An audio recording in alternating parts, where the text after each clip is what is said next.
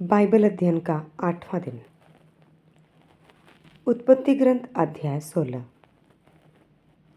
Abram की पत्नी साराय की कोई संतान नहीं हुई थी। साराय की हागार नामक एक मिस्री दासी थी। उसने अपने पति से कहा, आप देखते ही हैं कि प्रभु ने मुझे बांझ बना दिया है। आप मेरी दासी के पास जाइए, हो सकता है कि उसके माध्यम से मुझे संतान मिल जाए। और अब्राम ने साराय की बात मान ली। उस प्रकार जब अब्राम को कनान के देश में रहते 10 वर्ष हो गए तो उसकी पत्नी साराय अपनी मिस्री दासी हागार को लेकर आई और उसने उसे उपपत्नी के रूप में अपने पति अब्राम को दे दिया। अब्राम का हागार से संसर्ग हुआ और वह गर्भवती हो गई। जब उसे मालूम हुआ कि वह गर्भवती है तो वह अपने सामने का तिरस्कार करने लगी। साराय ने अब्राम से कहा, मेरे साथ जो अन्याय हो रहा है उसके लिए आप उत्तरदायी हैं। मैंने आपको अपनी दासी को समर्पित कर दिया और जब से उसको मालूम हो गया है कि वह गर्भवती है वह मेरा तिरस्कार करने लगी। प्रभु हम दोनों का न्याय करे। अब्राम ने उत्तर दिया, अपनी दासी पर तुम्हारा पूरा अधिकार है। जैसी इच्छा हो उसके साथ वैसा व्यवहार करो। उस समय से साराय हागार के साथ इतना दुर्व्यवहार करने लगी कि वह घर छोड़कर भाग गई। प्रभु के दूत ने हागार को उजाड़ प्रदेश में शूर के रास्ते पर किसी झरने के पास पाया और उससे कहा, साराय की दासी हागार, तुम कहाँ से आई और कहाँ जा रही हो? उसने उत्तर दिया, मैं अपनी स्वामिनी साराय के यहाँ से भाग आई हूँ। प्रभु के दूत ने उससे कहा, तुम अपने स्वामिनी के पास लौट जाओ और उसका दुर्व्यवहार सहन करो। प्रभु के दूत ने यह भी कहा, मैं तुम्हारे वंशजों की संख्या इतनी अधिक बढ़ाऊंगा कि कोई भी उनकी गिनती नहीं कर पाएगा। प्रभु के दूत ने उससे यह कहा, तुम गर्भवती हो और पुत्र प्रसव करोगी। तुम उसका नाम इस्माएल रखोगी, क्योंकि प्रभु ने तुम्हारे प्रति दुर्व्यवहार के विषय में सुना। वह गोरखर जैसा मनुष्य होगा। वह सब पर हाथ उठाएगा और सब उस पर हाथ उठाएंगे। वह अपने सब संबंधियों का विरोध करेगा। जो प्रभु उससे बोला था, हागार ने उसका यह नाम रखा, तू वही ईश्वर है जो मुझे देखता है, क्योंकि उसने कहा, अब मैंने उसी को देखा है जो मुझे देखता है। इसलिए उस कुएं का बैर लहरोई, मुझे देखने वाले जीवंत ईश्वर का कुआं नाम पड़ा। वह कादेश और बेरेद के बीच है। हागार से अब्राम को एक पुत्र हुआ और अब्राम ने उसका नाम इस्माएल रखा। जब हागार से इस्माएल उत्पन्न हुआ उस समय अब्राम की आयु 86 वर्ष की थी। उत्पत्ति ग्रंथ अध्याय 17। जब अब्राम की उम्र 99 वर्ष की थी तो प्रभु ने दर्शन देकर कहा, मैं सर्वशक्तिमान ईश्वर हूँ। तुम मेरे सम्मुख निर्दोष आचरण करते चलो। मैं तुम्हारे लिए अपना विधान निर्धारित करूँगा और तुम्हारे वंशजों की संख्या बहुत अधिक बढ़ाऊँगा। अब्राम ने साष्टांग प्रणाम किया और ईश्वर ने उससे यह कहा, तुम्हारे लिए मेरा विधान इस प्रकार है, तुम बहुत से राष्ट्रों के पिता बन जाओगे। अब से तुम्हारा नाम अब्राम नहीं बल्कि इब्राहिम होगा, क्योंकि मैं तुम्हें बहुत से राष्ट्रों का पिता बनाऊंगा। तुम्हारे असंख्य वंशज होंगे। मैं तुम लोगों को राष्ट्रों के रूप में फलने फूलने दूंगा। तुम्हारे वंशजों में राजा उत्पन्न होंगे। मैं तुम्हारे लिए और तुम्हारे बाद तुम्हारे वंशजों के लिए पीढ़ी दर पीढ़ी अपना चिरस्थायी विधान निर्धारित करूँगा। मैं तुम्हारा और तुम्हारे बाद तुम्हारे वंशजों का ईश्वर होऊंगा। मैं तुम्हें और तुम्हारे बाद तुम्हारे वंशजों को वह भूमि प्रदान करूँगा जिसमें तुम निवास करते हो, अर्थात कनान का समस्त देश। उस पर सदा के लिए तुम लोगों का अधिकार होगा और मैं तुम्हारे वंशजों का ईश्वर होऊंगा। प्रभु ने इब्राहिम से यह भी कहा, तुम को और तुम्हारे बाद तुम्हारे वंशजों को पीढ़ी दर पीढ़ी मेरे विधान का पालन करना चाहिए। मैंने जो विधान तुम्हारे और तुम्हारे वंशजों के लिए निर्धारित किया और जिसका तुम को पालन करना चाहिए, वह इस प्रकार है। तुम लोगों में से हर पुरुष का खतना किया जाएगा। वह खतना तुम्हारे लिए मेरे द्वारा निर्धारित विधान का चिन्ह होगा। तुम लोगों के बच्चों में से प्रत्येक का खतना जन्म के 8वें दिन किया जाएगा। पीढ़ी दर पीढ़ी यही नियम कायम रहेगा। तुम्हारे घर के चाहे जिस किसी का बच्चा क्यों ना हो, या चाहे किसी विदेशी से धन देकर खरीदा हुआ ही क्यों ना हो, वह घर में ही पैदा हुआ हो या धन द्वारा खरीदा गया हो, दोनों का खतना किया जाए। इस प्रकार मेरे विधान का यह चिन्ह तुम लोगों की देह में चिरकाल तक बना रहेगा। वह पुरुष अपने लोगों से बहिष्कृत किया जाएगा जिसके देह में खतना नहीं किया गया है, क्योंकि उसने मेरे विधान का नियम भंग किया है। प्रभु ने इब्राहिम से कहा, तुम अपनी पत्नी को साराई नहीं बल्कि सारा कहकर पुकारो। मैं उसे आशीर्वाद दूंगा और वह तुम्हारे लिए पुत्र प्रसव करेगी। मैं उसे आशीर्वाद दूंगा, वह राष्ट्रों की माता बन जाएगी और उससे राष्ट्रों के राजा उत्पन्न होंगे। इब्राहिम मुंह के बल गिरकर हंसने लगा, क्योंकि उसने अपने मन में यह कहा, क्या 100 वर्ष के पुरुष को पुत्र हो सकता है? क्या 90 वर्ष की सारा प्रसव कर सकती है? उसने ईश्वर से कहा, इस्माइल तेरा कृपा पात्र बने। ईश्वर ने उत्तर दिया, नहीं, तुम्हारी पत्नी सारा तुम्हारे लिए पुत्र प्रसव करेगी। तुम उसका नाम इसहाक रखोगे।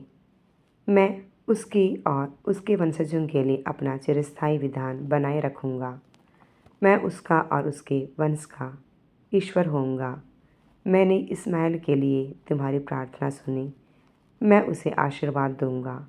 मैं उसे संतति प्रदान करूंगा और उसके वंशजों की संख्या बढ़ाऊंगा। वह 12 कुलपतियों का पिता बनेगा और उससे एक महान राष्ट्र उत्पन्न होगा। किंतु मैं इसहाक के लिए अपना विधान बनाए रखूँगा। अगले वर्ष के इस समय सारा उसे प्रसव करेगी। इतना कहकर ईश्वर इब्राहिम को छोड़कर चला गया। तब इब्राहिम के यहाँ उसके पुत्र इस्माइल का उसके घर में पैदा हुए सब लोगों का तथा उनका जिन्हें उसने धन देकर खरीदा था, अर्थात इब्राहिम के घर के सब पुरुषों का उसी दिन ईश्वर द्वारा उसको देवी आज्ञा के अनुसार खतना किया गया। जब इब्राहिम का खतना हुआ तब वह 99 वर्ष का था, और जब उसके पुत्र इस्माइल का खतना किया गया तब उसकी आयु 13 साल की थी। इब्राहिम और उसके पुत्र इस्माइल का खतना एक ही दिन हुआ। उसके साथ ही उसके घर के सब पुरुषों का भी खतना हुआ, चाहे वे उसके घर में पैदा हुए हों, चाहे ऐसे हों जो धन देकर विदेशों से खरीदे गए हों। अय्यूब का ग्रंथ अध्याय 5। पुकारो किंतु तुमको उत्तर नहीं मिलेगा। तुम संतों में से किसकी दुहाई दोगे? द्वेष ही मूर्ख की जान लेता है, ईर्ष्या ही न समझ को मारती है। मैंने मूर्ख को जड़ पकड़ते देखा है, किंतु उसके घर पर अचानक अभिशाप पड़ा।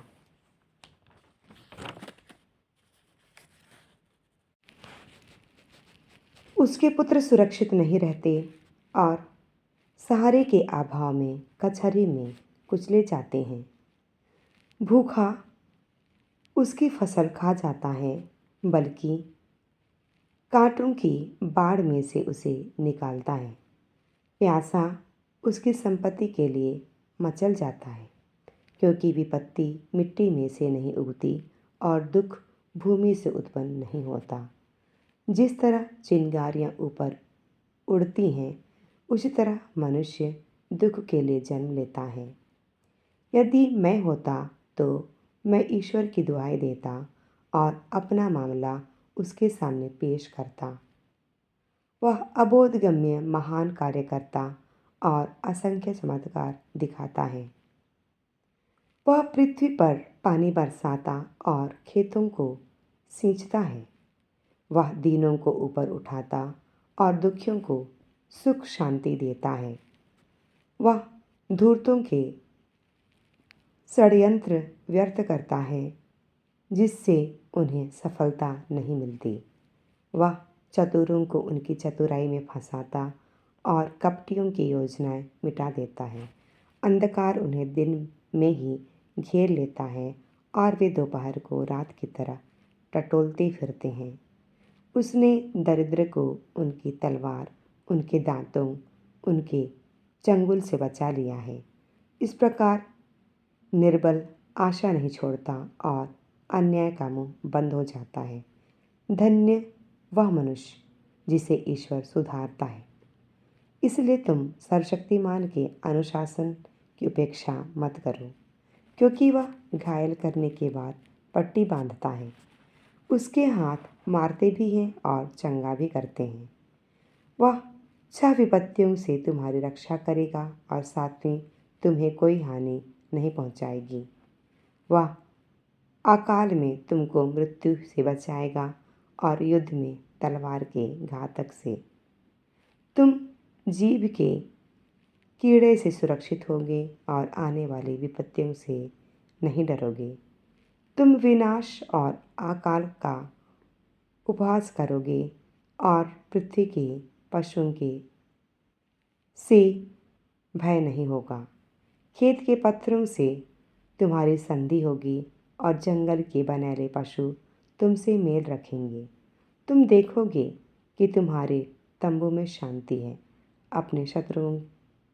अपने पशुओं की गिनती करने पर तुम्हें एक भी कम नहीं मिलेगा।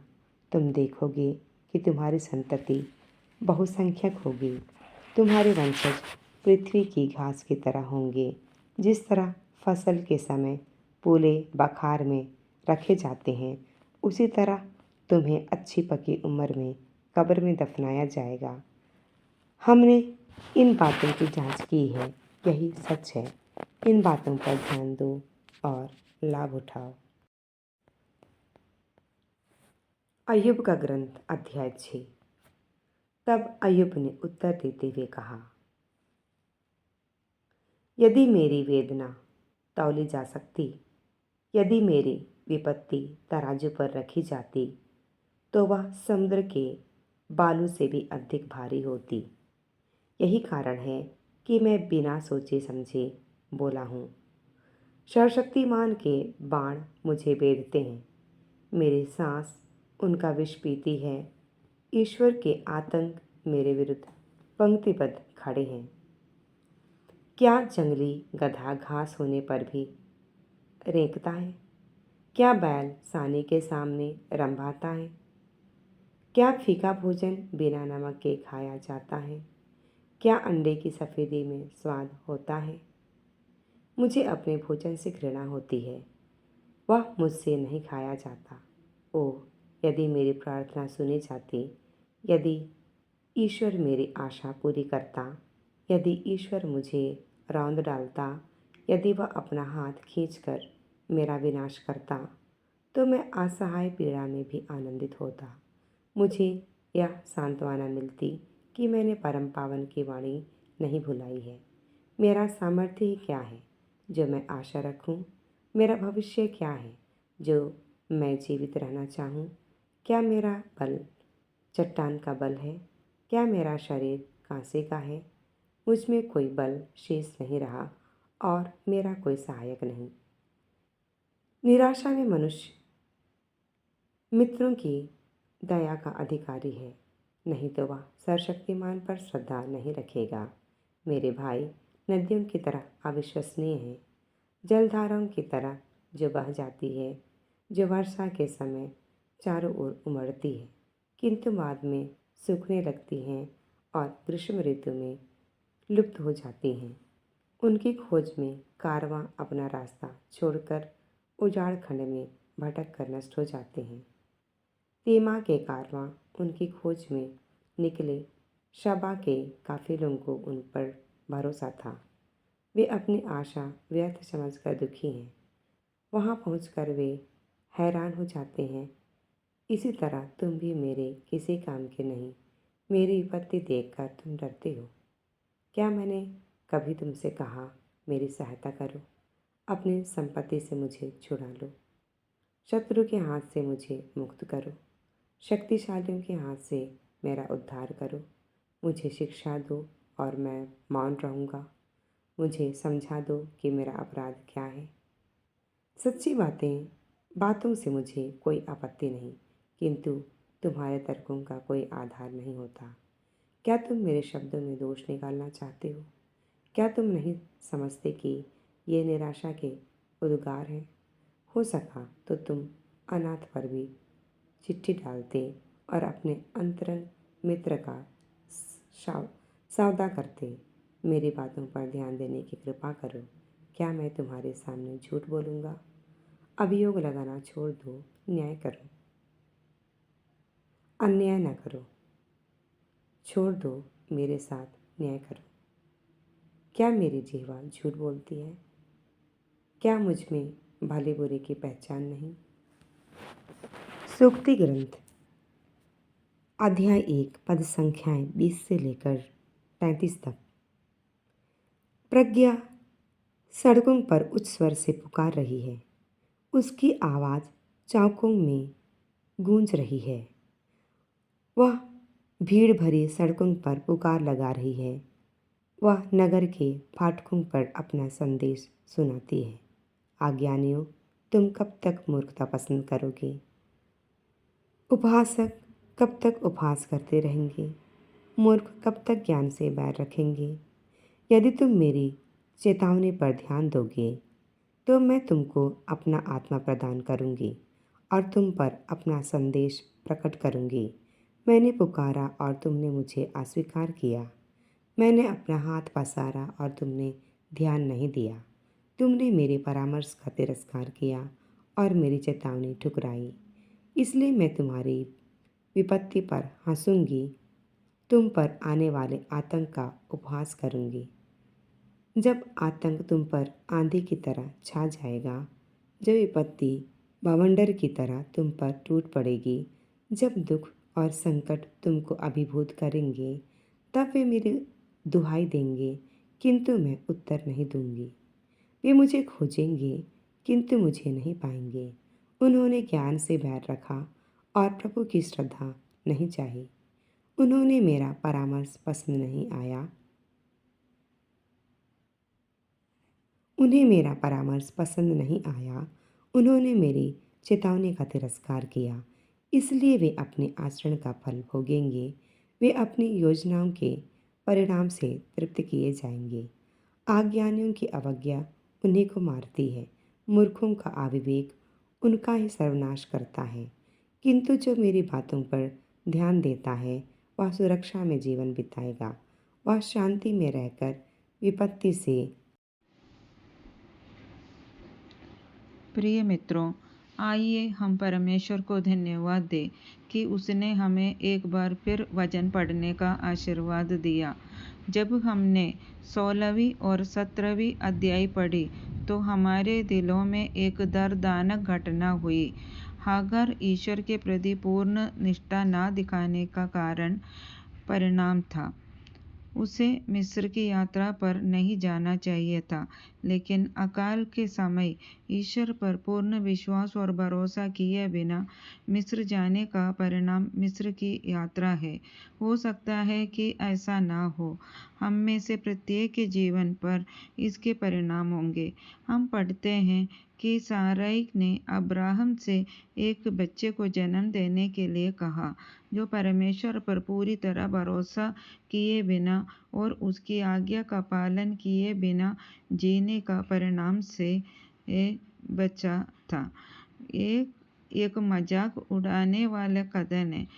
जब अब्राहम ने साराई की बात मानी तो उसने परमेश्वर की बात नहीं मानी। जब उसने शैतान की बात मानी तो उसने परमेश्वर की बात नहीं मानी।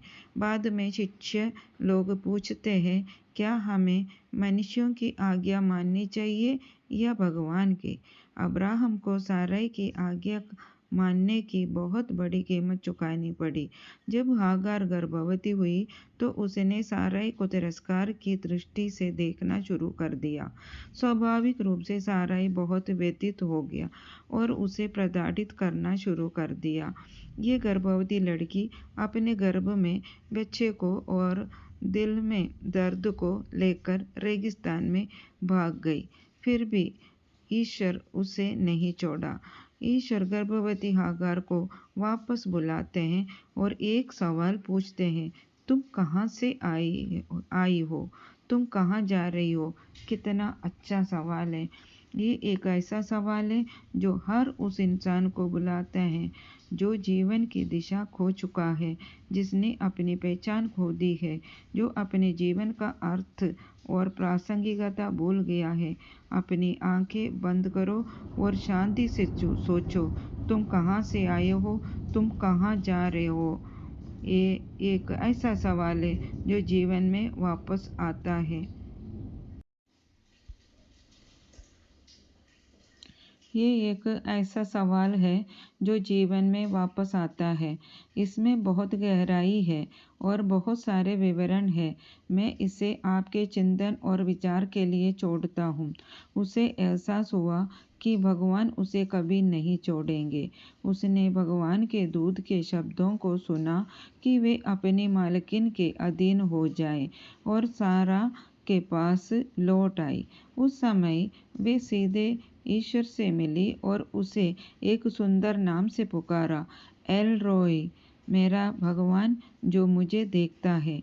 यदि आप किसी भी प्रकार के मानसिक या शारीरिक दर्द से गुजर रहे हैं तो इस शब्द को दोहराइए, एल रोई, मेरा ईश्वर जो मुझे देखता है।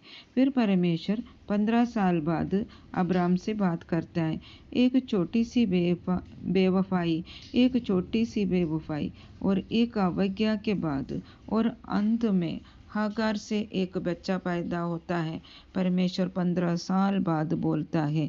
हर बेवफाई के बाद परमेश्वर की खामोशी हमारा इंतजार करती है। भगवान की ओर से बहुत क्रूर चुप्पी।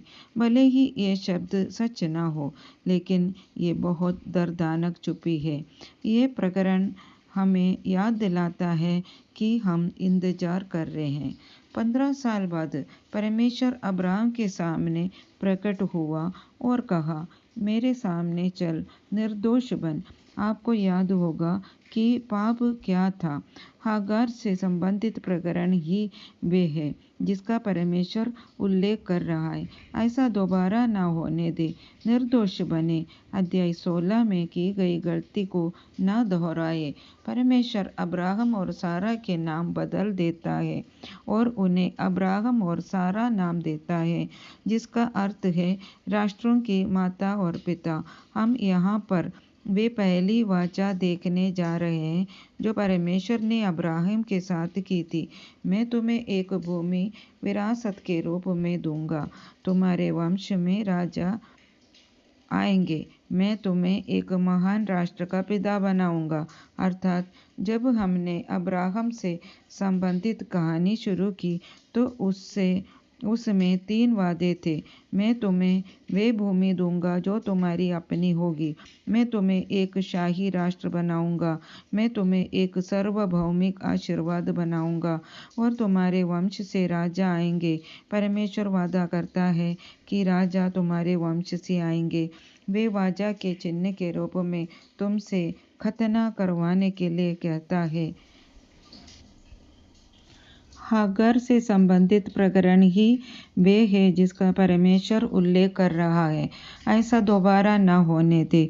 निर्दोष बने। अध्याय 16 में की गई गलती को न दोहराए। परमेश्वर अब्राहम और सारा के नाम बदल देता है और उन्हें अब्राहम और सारा नाम देता है, जिसका अर्थ है राष्ट्र की माता और पिता। हम यहाँ पर वे पहली वाचा देखने जा रहे हैं जो परमेश्वर ने अब्राहम के साथ की थी। मैं तुम्हें एक भूमि विरासत के रूप में दूंगा दूंगा, तुम्हारे वंश में राजा आएंगे, मैं तुम्हें एक महान राष्ट्र का पिता बनाऊंगा।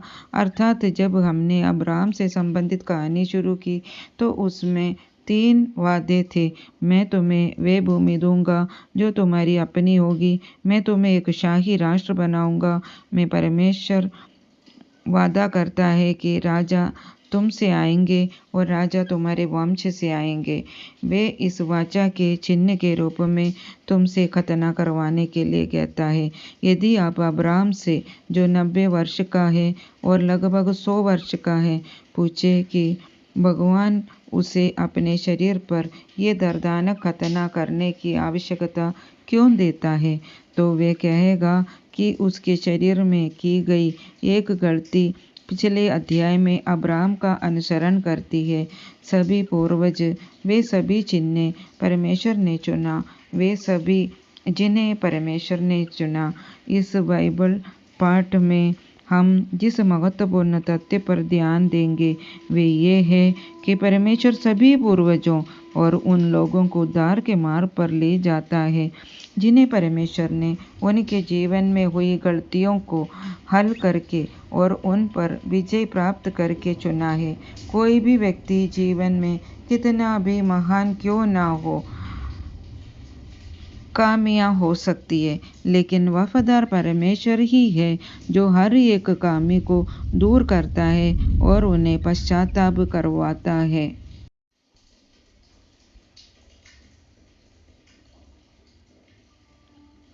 परमेश्वर ही है जो उद्धार के मार्ग पर ले जाता है, चुने हुए लोगों को आगे ले जाता है। अब जब हम आयुब की पुस्तक के अध्याय 5 और 6 पर आते हैं तो एलीफाज की बातचीत जारी रहती है। अध्याय 5 में एलीफाज कहता है कि परमेश्वर गलतियों के लिए दंड देता है, तो हो सकता है कि आपने कुछ गलत किया हो, अपनी गलतियों को बिना किसी बहाने के स्वीकार करे। अध्याय 6 में आयुब का उत्तर है, वे पूछता है, क्या तुम अच्छे दोस्त हो? मुझे बताओ कि मेरी गलती क्या है, मैं अपनी गलती नहीं समझ पा रहा हूँ। अच्छे दोस्त होने के नाते तुम्हें मुझसे बात नहीं करनी चाहिए और ना ही मुझे दोष देना चाहिए। तुम्हें मेरे साथ करुणा से रहना चाहिए, यही एक अच्छे दोस्त को करना चाहिए।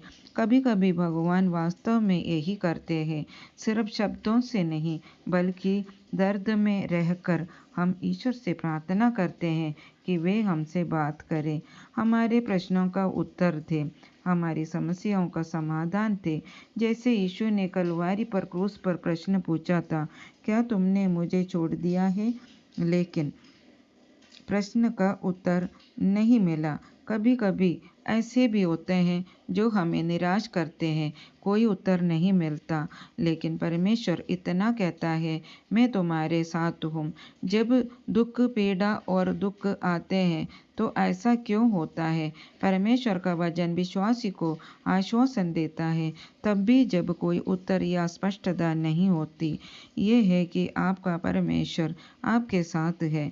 एल रोई, वे ईश्वर मुझे देखता है, वे ईश्वर जो मेरे दर्द में मेरे साथ है। आपके दिन का ईश्वर, मैं प्रार्थना करता हूँ कि ईश्वर आपको आशीर्वाद प्रदान करे। आइए हम एक पल के लिए एक साथ प्रार्थना करें। हे प्रभु ईश्वर, जब हम ईश्वर से अपना परिचय देते हैं जो पूर्ण निष्ठा से विफल रहे, तो हम उसमें अपना जीवन पाते हैं। यदि अब्राहम एक बार विफल हुआ तो हम खुद को 1000 बार विफल पाते हैं। जब हम अब्राहम की कहानी पढ़ते हैं तो हम पाते हैं कि प्रत्येक असफलता में हमें पहचाना गया है, हमें उनसे उबरने और आपकी दया पर भरोसा करते हुए आगे बढ़ने में मदद की है। हमारे दर्द और मदद कीजिए। हमारे दर्द और बोझ अक्सर अनुत्तरित रह जाते हैं, लेकिन हमें यह विश्वास दिलाने में मदद करें कि आप हमारे साथ हैं। प्रभु यीशु के नाम पर आमीन।